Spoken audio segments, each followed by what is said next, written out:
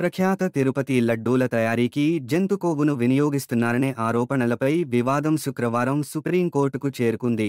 ఈ చట్టం ప్రాథమిక హిందూ మతపరమైన ఆచారాలను ఉల్లంఘిస్తోందని మరియు ప్రసాదంగా భావించే అసంఖ్యాక భక్తుల మనోభావాలను తీవ్రంగా ఆరోపిస్తూ ఒక న్యాయవాది దాఖలు చేశారు.